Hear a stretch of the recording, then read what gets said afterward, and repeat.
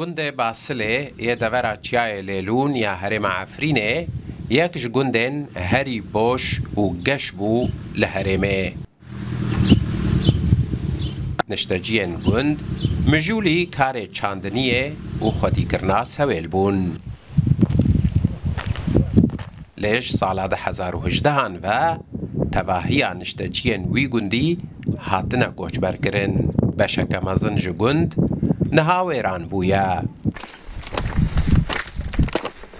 بسدما هبونا بنکه سربازی یا هزین ترکیه لگند ریل پیش وگرا گندیان هاتی اگرتن.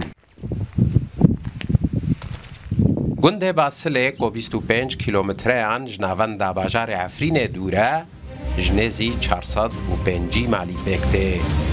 هجمارا نشتجین وی نزی 3000 کس بویا.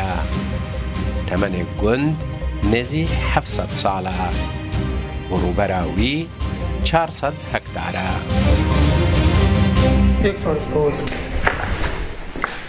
محمد حسن مقداد مختار گند باسله لنهال باجار عفرین نشتجیه.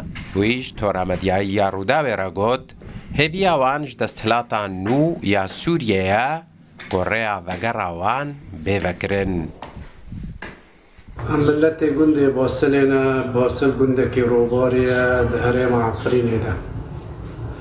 سال 2018 امش گندر کتنا حتی نها مالبت و نگر یا نمال خا و بجنبونه ریل پیشی آوان گرتیه پیش کتنا حکمت بشار الاسد و حکمتانه سرو کمار سوریه امداخازن آلیکاری ما بکه و ریل پیشی ما بکه مالبت وگرنا مالن خا و بجی ببن لی حتی نها مالبت و نگران سر ملک و مال خایه و بجنبونه چل عفرینینا و چل حلبینا و چل گنده در دور باصله.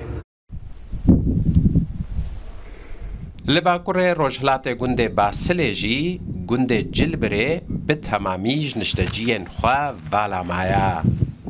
بشک مزن جیج مالن وی به تمامی هاتنا رو خاندن. حسین عمر روداو